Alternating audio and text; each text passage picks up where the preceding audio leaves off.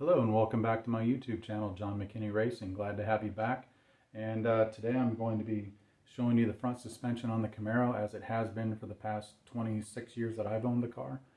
Show you some of the improvements that I made that worked all the way up to running low 10s in the quarter, 650s in the 8th, very consistently. But now that I want to go faster, of course, I want to make more improvements to the front end and just update some of the things that are there. So just as a note, I did switch this car over to manual steering. I think it was 25 years ago. At the time, they didn't offer any solutions or options for that I knew of. But I did switch it over to manual steering, and when I get to showing you the suspension and the chassis, I'll walk through those things that I did. It was actually very simple, but it's something that I want to update. And when I went to update the steering box and get a new pitman arm, I made a discovery, and I'm going to show you that, which also led to getting different center link and pitman arm. And then what else did I do? Oh, I'm gonna go to billet spindles. I don't know if I mentioned that in my last video. TRZ Motorsports makes a nice billet spindle. I didn't necessarily have in mind that I was gonna do a billet spindle to begin with, but I'm gonna show you the stock spindles and why I decided to go billet, especially with their billet spindles. And so yeah, I'm gonna get started just walking you around and showing you what I'm gonna do and what I've done over the years. Like I said, from the time this car ran 13s until it ran low 10s, I had zero issues with the front end. But as you know, stock bushings, they wear out. Poly bushings don't exactly move freely as much as we'd like them to. They're great for the street. They don't deflect, they don't move around. But for drag racing, especially when you want to start going faster, you want to get the weight to the rear wheels and you want to have that front end travel, you want it to move freely. So that's why I went with tubular control arms, where you have spherical rod joints on the upper control arm, and then there's bushings in the lower control arm that allow the entire suspension to move freely on its own, which now you're able to use your shocks to actually tune. And let's say that with a binding suspension, you put the shocks at full loose. Well, is it really full loose? No. So that's where having a suspension that doesn't bind in the first place gives you full control over tunability with your shocks, because now the shocks can do the job and you can dial them in. And since I use double adjustable shocks in the front and the rear, making these improvements up front, I've already done improvements in the back, and the back moves freely. I mean, I can take the shock out of the car and bounce this thing off the ground if I want to. And I think I've done it a couple of times just to show people what it does. So the back is really, like I said, you know, in the first video, I made a lot of improvements to the rear, but now it's time to make improvements to the front, and that's what I'm going to be working on. I'm going to show you this. As I show you these things, I'm not necessarily going to do a time lapse and show you that, you know, this is how you take a front suspension apart. I think that's pretty self-explanatory. You know, separate the ball joints, take some bolts out, and get everything out of there, right? So that's not too hard to figure out. But what I want to do is highlight, as I'm putting it together, the parts that I'm putting in, what I'm doing, why I'm doing it. And the goal here is to strip all of this off, clean all the parts out of here. I'm going to scrub and scrape and repaint the front frame so that, you know, it looks nice. I don't want to put $3,000 worth of parts on the front end and have it look like a $500 junkyard car with $3,000 parts on it. So that's the goal, and I hope that you enjoy the rest of the video, and thank you for riding along with me. Don't forget to like and subscribe. Okay, so here's the front of the car. As you can see, the firewall, I'm gonna clean all that up. I used to have a bunch of wiring running across there, and just not real happy with it. Does not look clean. I used to have an oil filter mounted on the firewall there to the right, and that was for the transmission external filter. But anyway, I'm going to clean all that up. That's part of the whole project there. So my first video, I actually had somebody ask me, did you put a racing steering column in the car? And yes, I did. I actually put a Motion Raceworks steering column in there, and I've got a 6-inch extension on the steering wheel. It's a quick disconnect, which is SFI approved, and I have to say it's a really clean setup, and it's so much lighter. I think I saved 15 to 20 pounds off the stock steering column, so that was a nice upgrade. Not cheap, but it's worth it, especially when you look at how you get rid of the rag joint there to the steering box. You know, no more collapsible D-bar. It's just a sweet setup, and those guys do great work. So right here's a manual steering box. In fact, I just ran the date code on it, and it looks like it was made 1972. First shipped on the 180th day of the year. So anyway, yeah, it's a 1972 steering box, quick ratio. I bought it at a swap meet, Portland swap meet, back in 1992 for 20 bucks. And it's been on the car since, actually I bought this steering box for another project that I was doing, and then ended up on this car in 2001, something like that. So here's what I'm going to focus on right now, and this is the pitman arm. Now that pitman arm is a spliced pitman arm that was done by a family friend and fellow drag racer, John Hellner, back in, I want to say 2000, 2001 time frame. And the reason I bring up the fact that it's a stock pitman arm that's been spliced is that when you have power steering on these second gen Camaros, especially from 74 on, it's 73, 74 on, that pitman arm is 7 inches long from center to center, right?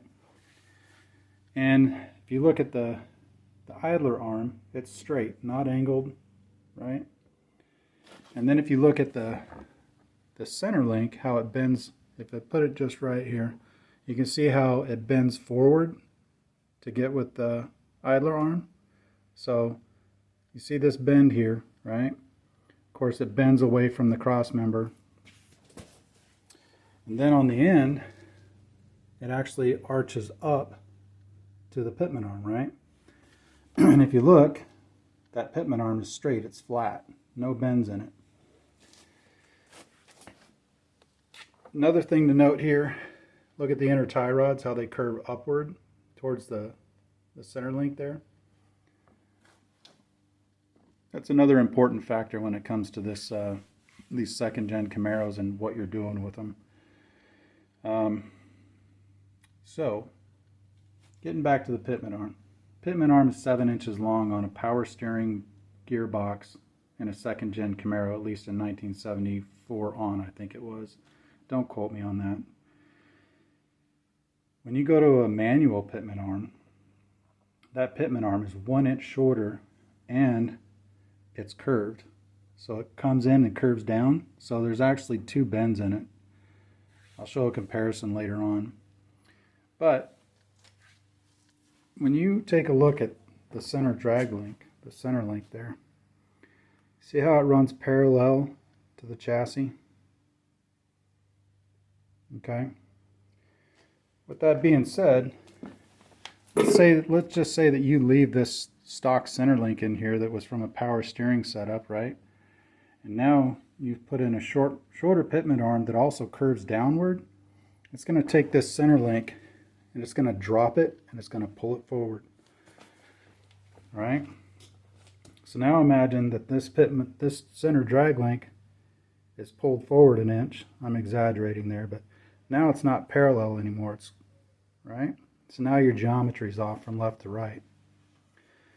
So to fix that, I was able to find, now they make all kinds of, there's a bunch of companies that make adjustable center links that you can actually move them up and down between the idler arm and the pitman arm. They also make them adjustable so you can move the inner tie rod up and down. I wasn't necessarily into doing that. There's other ways that I'm going to work on the bump steer, because that's what all this is for. When you drop your center link, raise it up, move your inner tie rods up and down, you're working on your bump steer, which the second gen Camaro didn't necessarily have so many problems with bump steer. I know I never have. So I'm not going to mess with the center portion here. What I did is I found a center link, and it appears to be, and from everything that I've read, this center link is actually for 70 to 73 manual steering Camaros, which when I show you the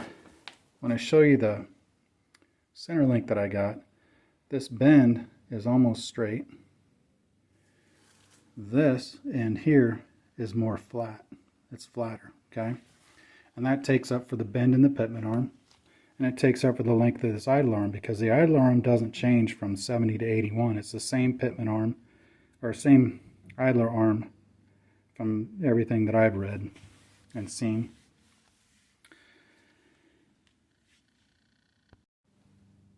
So now we're moving on to the control arms. As you can see, I've got stock OEM control arms. Years ago, pretty dirty now, but years ago I did switch over to poly bushings. Okay, and it did stabilize the front end, and I noticed a difference in how it handled.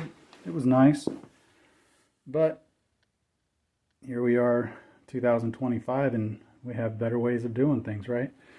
So this is a stock style spindle. This was made by CPP.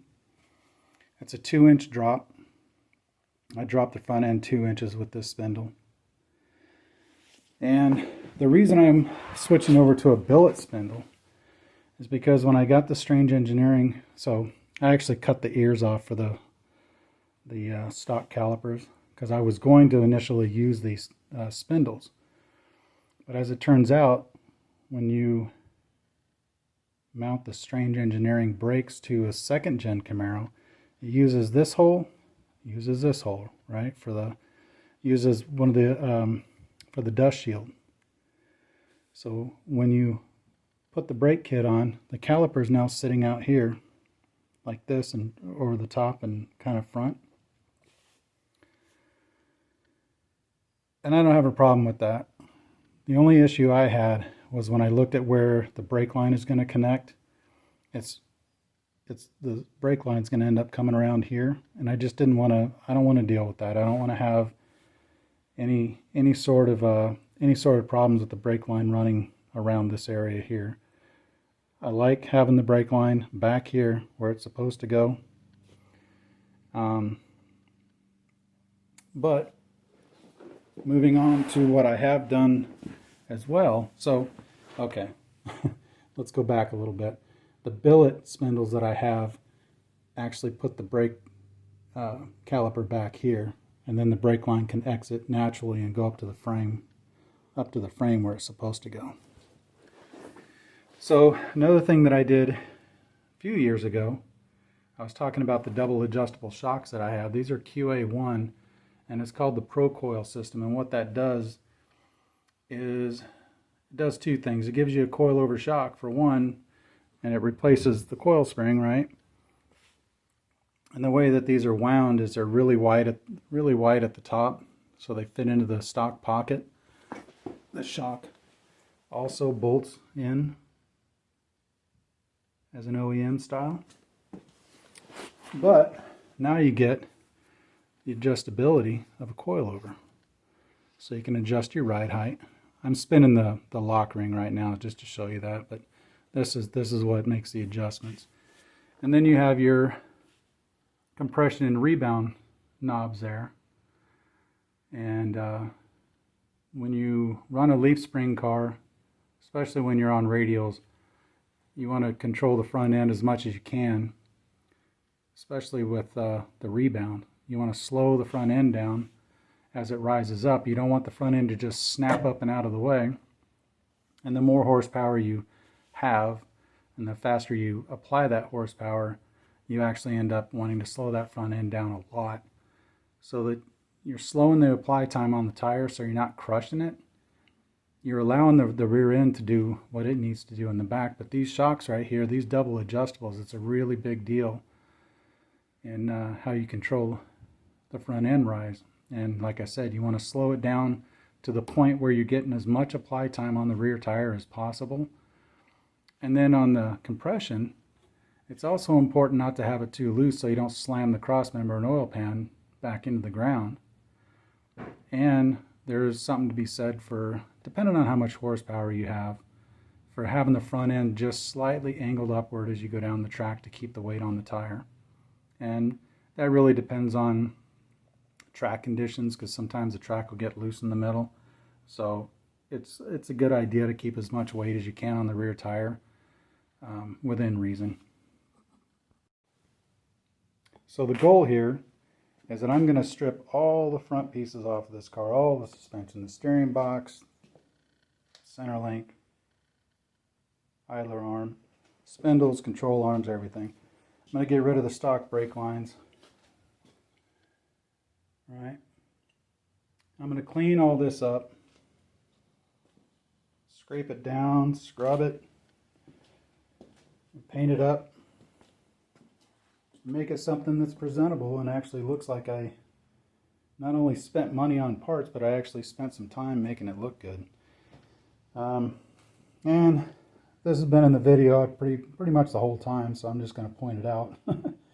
I did switch over to a front plate, motor plate in the front, and I did a mid plate. Now when I did the mid plate, I did what's called a double shear. That is, you see the black plates in the front, right? They're painted black. Those are the front mounting plates. There's a plate behind it as well, and that mid plate is sandwiched between those two plates.